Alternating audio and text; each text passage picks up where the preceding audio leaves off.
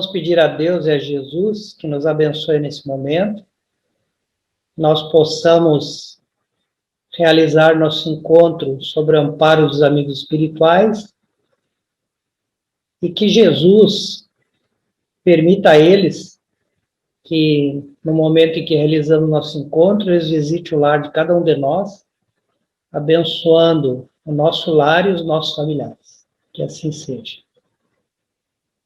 Bom, hoje nós vamos fazer um modelo diferente aqui de compartilhamento, tá, gente? Vamos ver se vai dar tudo certo. Se vocês verem algum problema, vocês me falam. Então, hoje o nosso tema é das relações no além-túmulo, ou seja, como é que se dá a relação social entre os espíritos no plano espiritual. Esse é o estudo. As relações, está falando aqui das relações de convivência, as relações que a gente chama normalmente as relações sociais. Então, nós começamos na pergunta 274, ainda dentro daquele capítulo 6 da parte 2ª. Primeira pergunta é relativo a havendo diferentes ordens de espíritos, se há alguma hierarquia de poder entre eles. Ou seja, se há uma subordinação e autoridade.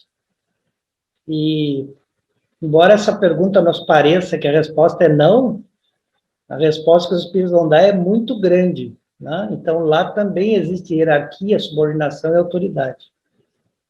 Então, ele diz que os espíritos têm uns sobre os outros autoridade relativo à sua superioridade moral que haja alcançado. E eles dizem que essa autoridade é exercida de um modo irresistível. Então, a segunda pergunta, na verdade, que é ainda 274A, ela já está a resposta. Então, eles perguntam, podem os espíritos inferiores fugir essa autoridade? E daí ele diz que já está respondida, né? Porque ele diz que é irresistível. Ou seja, os espíritos inferiores, por mais que eles queiram, eles não podem resistir à autoridade do espírito que é mais superior. Lembrando que o espírito superior não vai usar essa autoridade de uma forma inadequada, né? Por ele ser um espírito superior. 275. O poder e a consideração que uma pessoa experimentou quando estava na Terra dão alguma supremacia quando ele desencarna? Por exemplo, um rei aqui na Terra, lá no plano espiritual, isso vai lhe dar alguma supremacia, algum poder sobre os outros, algum destaque? E a resposta é que não. Tanto é que a doutrina cristã, né, inclusive Jesus, diz que os pequenos serão elevados e os grandes rebaixados. O que quer dizer? Que as pessoas que se fazem pequenas no proceder, né, mesmo que eles se considerem aqui muito grandes, elas serão rebaixadas. E que os pequenos que se fazem grande no proceder, esses sim serão elevados. Então, a posição que a gente ocupa aqui na Terra não vai mudar em nada a nossa situação quando a gente desencarnar. Então, ele pergunta como é que a gente vai entender essa elevação e esse rebaixamento que a gente sofre depois do desencarne. Aí, ele diz que o espírito reencarnado, por mais que ele ocupe uma posição muito grande, eu vou citar novamente, por exemplo, um rei, ele pode pertencer à última categoria que existe dos espíritos, que é lá os espíritos imperfeitos, né? Ao passo que um servo, numa posição humilde, pode ser um espírito com maior grau de perfeição. Então, ele diz, por isso que Jesus diz que aquele que se humilhar será exaltado e aquele que se exaltar será humilhado. Ora, aquele espírito que ele já tem uma evolução, ele não vai precisar forçar a sua personalidade para se humilhar, porque ele é humilde. Então, ele vai sempre se portar humilde, dependendo da posição que ele ocupe. E aquele que procura ocupar as posições em que ele é exaltado, certamente ele é um orgulhoso. Então, certamente, quando ele desencarnar, ele vai se sentir humilhado, porque ele vai reconhecer que tudo aquilo que ele correu atrás e perseguiu não fez a menor diferença na vida dele. 276. Aquele que foi grande na Terra, e quando chega no plano espiritual, percebe que ele é um espírito de ordem inferior, ele experimenta com isso alguma humilhação? E ele diz, às vezes, bem grande, principalmente se ele era orgulhoso e invejoso. É claro que se essa inferioridade real que ele reconhece no mundo dos espíritos, fazer parte da sua personalidade, se nessa imperfeição ele tem também o orgulho, é evidente que ele vai se sentir humilhado, né?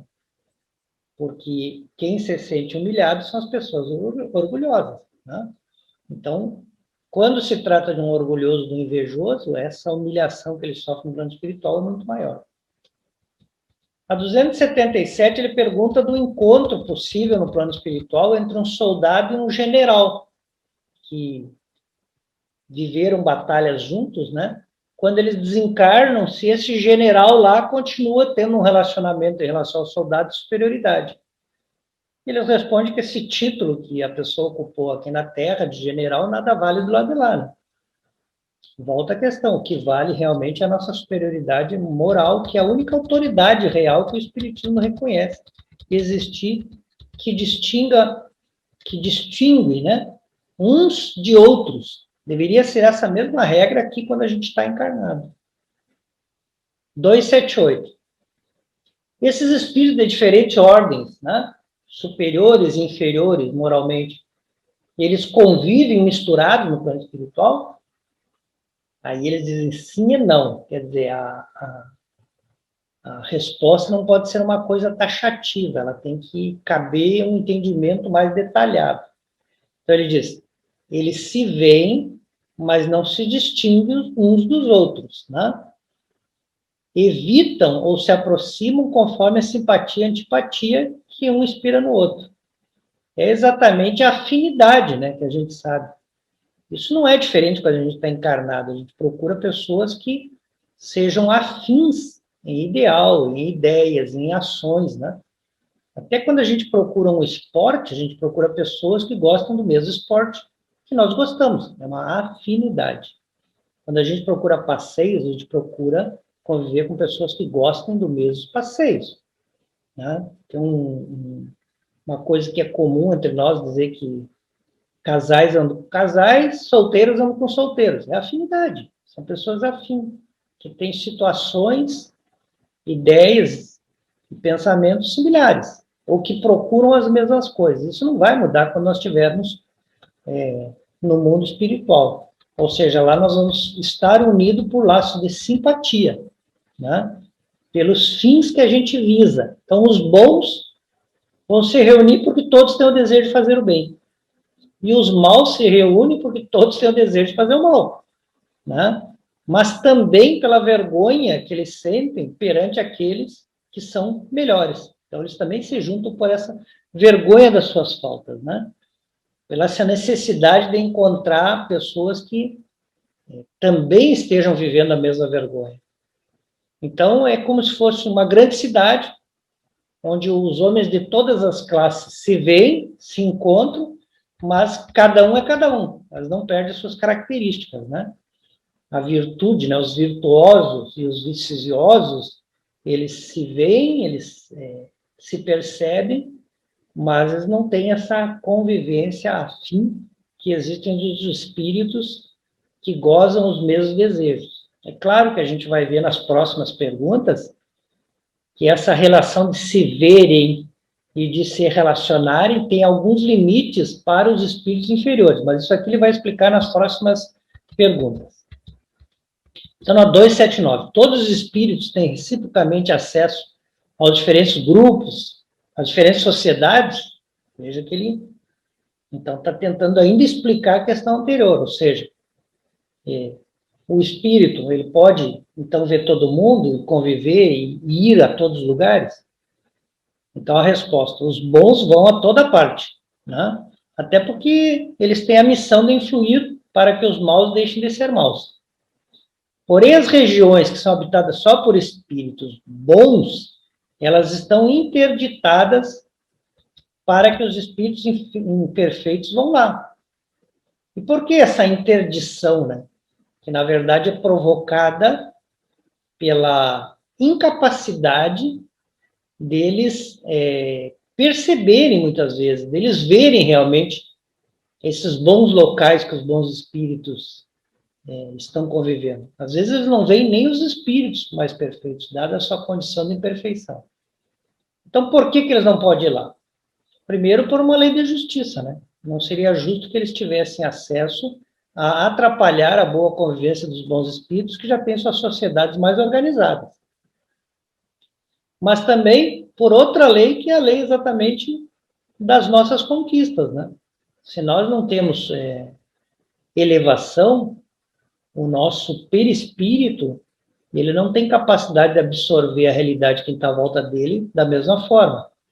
Então, por exemplo, nas obras de André Luiz, nós vamos ver vários relatos em que os espíritos bons veem e percebem os espíritos imperfeitos que eles querem auxiliar, mas os espíritos imperfeitos não percebem que está no mesmo ambiente os espíritos bons que querem lhe ajudar. Isso, inclusive, às vezes é um impedimento, é o que impede os bons espíritos de agir, porque o espírito atrasado ele está tão absorvido na sua realidade mais material que ele não consegue perceber nada além das coisas que estão no seu pensamento, que estão nas suas preocupações. 280. De que natureza são as relações entre bons e maus espíritos? Bom, os bons a gente já sabe que um espírito bom faz, né? Ele vai exatamente tentar sempre ajudar os espíritos mais perturbados ou mais imperfeitos a se melhorar. É isso que eles fazem, esse é o trabalho deles, é a missão deles, né? Os espíritos maus, por suas vezes, consequentemente, a relação que eles têm é de serem auxiliados. Porque os espíritos inferiores se comprazem em nos induzir ao mal. Aqui nós não precisaríamos nem pensar na vida espiritual, né? Porque quando estão encarnados, os espíritos continuam sendo os espíritos. Então nós podemos perguntar por que as pessoas más do nosso mundo sentem prazer em induzir outras pessoas para ir ao mau caminho. Então os motivos são os mesmos, né? Os espíritos nos pensam. Um por despeito, né? Como ele não merece estar entre os bons, eles então se revoltam e tentam prejudicar o trabalho dos bons. E, portanto, seu objetivo se torna, seu desejo, né, impedir que outros espíritos que ainda estão lutando com as suas dificuldades cheguem a merecer pertencer a esse grupo dos bons. Ou seja, ele faz um trabalho contrário, por estar com despeito. Né? Ele está, muitas vezes, humilhado por não pertencer aos bons. Então, eles querem, na verdade, não ficar sozinhos, eles querem que os outros também experimentem os sofrimentos que eles estão experimentando, né? É exatamente os espíritos que acontece aqui no mundo dos encarnados.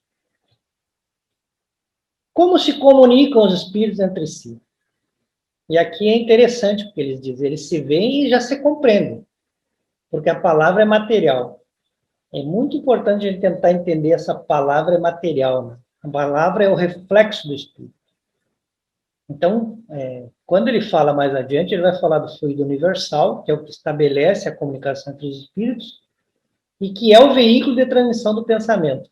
E é por esse pensamento que se dá a comunicação. Vejam que nós aqui estamos estudando a primeira obra do Espiritismo, 1857. Mas quando a gente vai lá para André Luiz, né, nos anos 50, através da sua série que escreveu através de Chico, ou seja, 100 anos depois, André Luiz já chama o pensamento de matéria mental, porque ele diz que o pensamento é matéria. Por que é matéria? Porque antes, entre Kardec e entre André Luiz, nós tivemos o Albert Einstein. E o Albert Einstein diz que energia é uma matéria acelerada. O que é o pensamento? É uma matéria, porque o pensamento é uma energia. Então, tudo que nós pensamos, nós irradiamos uma energia que se transmite, que se propaga, que viaja pelo fluido cósmico universal e vai fazer parte das nossas relações. É esse pensamento que os espíritos veem e compreendem, especialmente os espíritos mais perfeitos.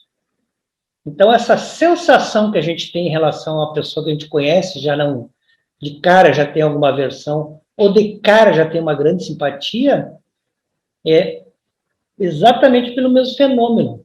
porque a gente reconhece esse campo fluídico dos pensamentos que ela emite diariamente, e a gente ou se afiniza com esse campo, ou não se afiniza com esse campo. Então, nós percebemos esse campo que alguma pessoa transmite, né, exatamente por esse mesmo modelo, eu diria aqui, físico, né, que a ciência está comprovando.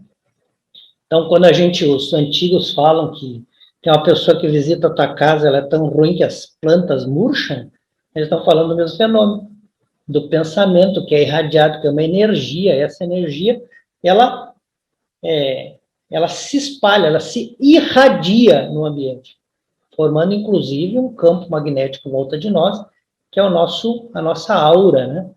Que o Kardec vai chamar de atmosfera fluídica. Lá o André Luiz vai chamar de aura. Mas é o nosso campo magnético que está em volta de nós, que inclusive faz nós estarmos bem ou estarmos doentes, porque é uma energia que nós estamos mergulhados todos os dias. Então, essa é a explicação. Então, ele diz, o pensamento é como um telégrafo universal, né? Permite que os espíritos se correspondam até de um mundo a outro. É importante nós entender que Kardec, quando fala dos fluidos, né? Porque Kardec usa a palavra fluido nesse sentido de estabelecer alguma coisa entre a matéria, mas se aproximando de uma coisa mais etérea, né? Então, nós podemos imaginar que se Kardec viesse depois de Einstein, que não foi o caso, ele veio 70 anos antes, né? Talvez ele chamasse fluidos de energia, né? Então, Kardec, quando fala exatamente dos fluidos, ele diz que o fluido não reconhece distância física, ou seja, nós podemos travar uma sintonia mental com alguém que está no Japão em segundos. Então, por isso que ele diz que o espírito pode se comunicar de um mundo para o outro. 283. Pode os espíritos, então, dissimular esses pensamentos, ou seja, ocultar esses pensamentos, a sua intimidade uns para os outros? Aí ele diz, não, né? Não, na vida espiritual, tudo isso é patente. Sobretudo para o espírito perfeito. O espírito perfeito sempre vai perceber a nossa natureza, por causa das irradiações mentais. Então, pode se afastar uns dos outros, mas sempre os espíritos perfeitos sempre conseguem nos ver em qualquer momento, né? O que nos permite dizer que a gente nunca está sozinho. Isso, porém, não constitui regra absoluta, porquanto certos espíritos podem tornar-se invisíveis aos outros, se julgarem útil. Quem se ocupa de coisas úteis são espíritos mais evoluídos. Então, aqui ele está falando, quem pode se ocultar? Um espírito mais evoluído pode se ocultar de um espírito menos evoluído. Aí a 284, mas como é que pode os espíritos já desencarnados distinguir-se como diferentes dos seres espirituais com que ele está convivendo? E nós sabemos que é pelo perispírito, né? O espírito, quando desencarna, ele não fica sem o perispírito, ele continua tendo um corpo, né? Um corpo menos denso, um corpo formado de fluidos ou de energias, né? Mas que vai fazer com que ele possa se perceber como um ser humano individual, né? E, inclusive, perceber-se como diferente dos outros, assim como aqui a gente acaba se percebendo diferente dos outros pelo corpo físico. A 285, no plano espiritual, o filho reconhece o pai, o amigo reconhece seu amigo? Claro que sim, né?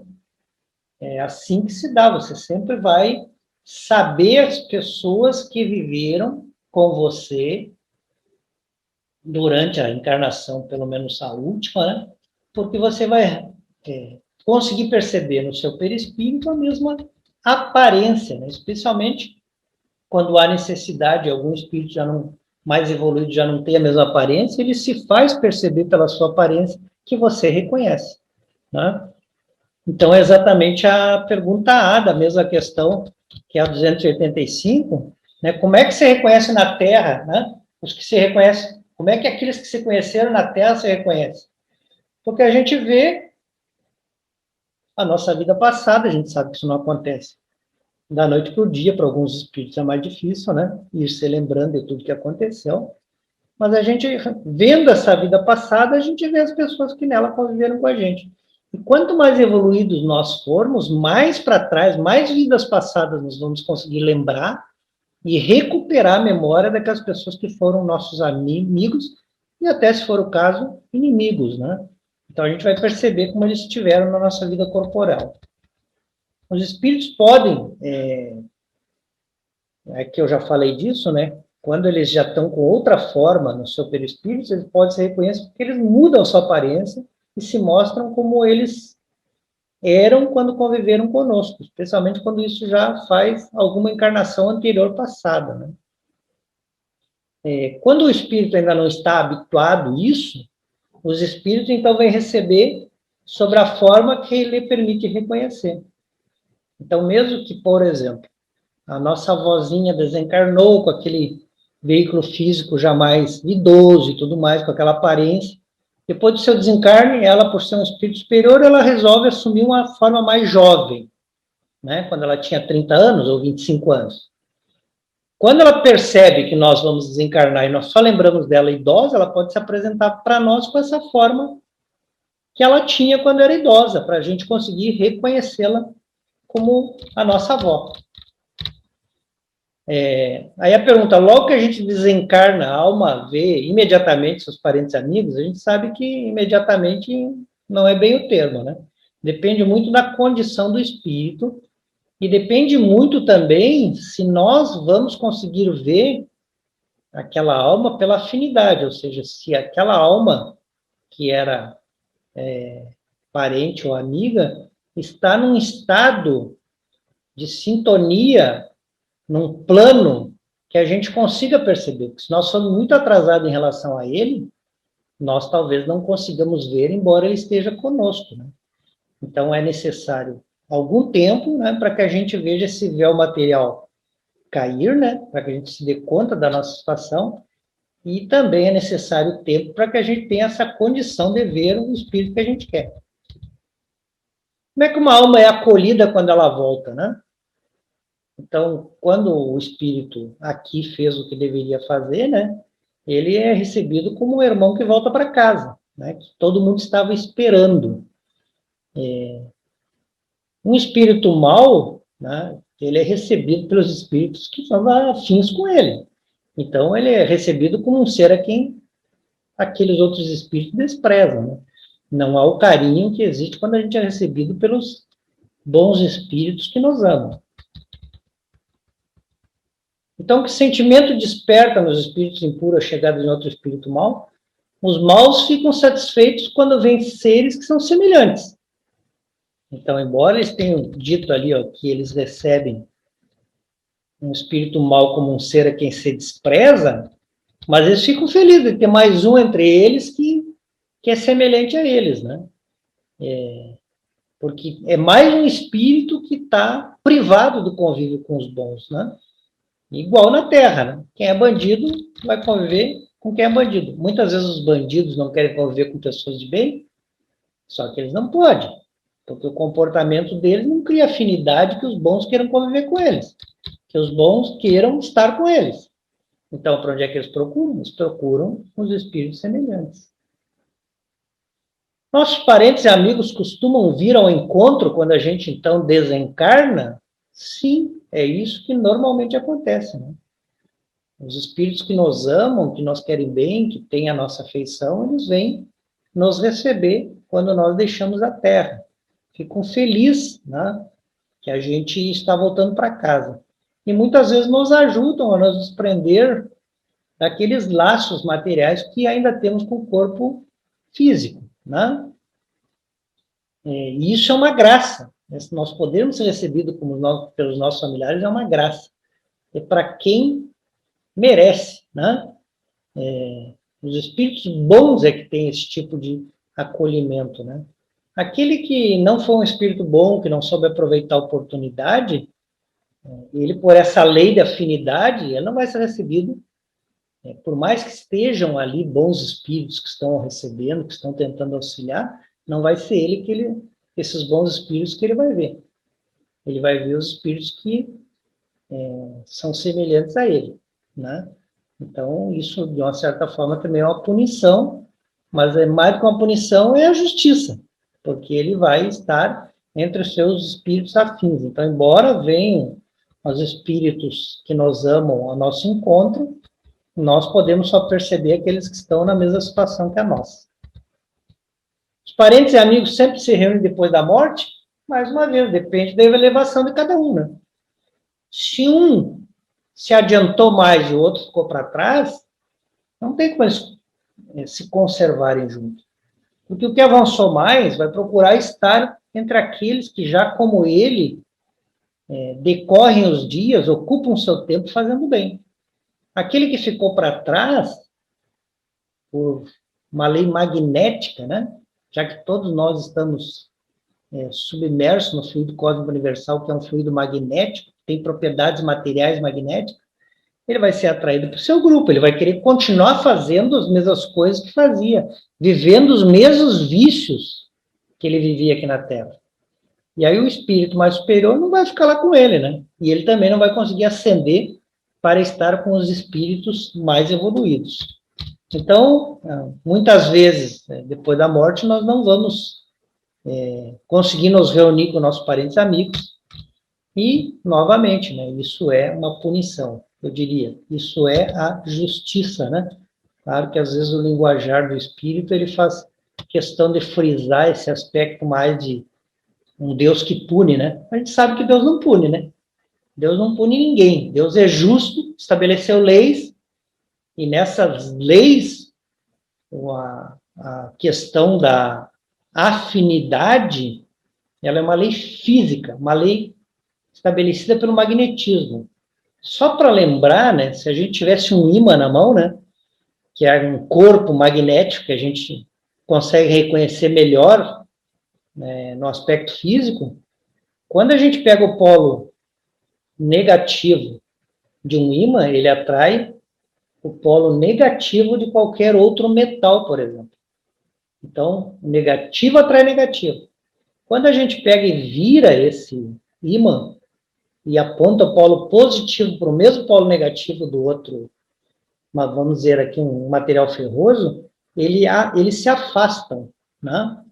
Então, eu gosto sempre de diferenciar com a eletricidade, né? Na eletricidade, se a gente pegar os dois fios que tem na tomada e juntar, eles se juntam, né? Não só se juntam, como se fundem, né? Dá o que a gente chama curto-circuito. Além do disjuntor da casa cair, né, porque dá uma sobrecarga, a tendência desses dois fios é eles se juntarem e se fundirem num só, para que ali possa passar os elétrons do negativo para o positivo. O magnetismo é o contrário. Se nós tentarmos juntar polo positivo e negativo, quando a gente aproximar, a gente vai ver que não consegue. A gente, por mais força que faça, dependendo do magneto que a gente tem na mão, a gente não vai conseguir reunir. Aí a gente vira um deles, pá, um puxa para o outro. Um atrai o outro. Por quê? Quando foram atraídos, são semelhantes. É esse efeito magnético que ocorre sobre o nosso mundo espiritual. É esse efeito magnético que o nosso pensamento tem, né? Nós sabemos que o nosso pensamento é uma onda eletromagnética, mas é uma onda eletromagnética que se manifesta na afinidade magneticamente, ou seja, quem se atrai é os iguais, né? Então, a nossa relação no mundo dos espíritos, ela vai estar muito condicionada à convivência com os iguais. Quem é bom pode ver o mal, porque essa é a missão dele, ajudar o mal. Quem é mal vai ter os seus limites, vai ter aquilo que ele não vai conseguir transpor, porque ele ainda não tem esse merecimento. Eu vou, então, agradecer a Deus e a Jesus por estarmos juntos, aos amigos espirituais que não nos faltam e que abençoaram o lar de cada um de nós, e pedir por todos aqueles que especialmente têm sofrido com essa pandemia, têm visto o sofrimento dos seus familiares, que eles possam ter a coragem, a resignação e a fé de permanecerem certos e confiantes na bondade e na sabedoria divina. Que assim seja.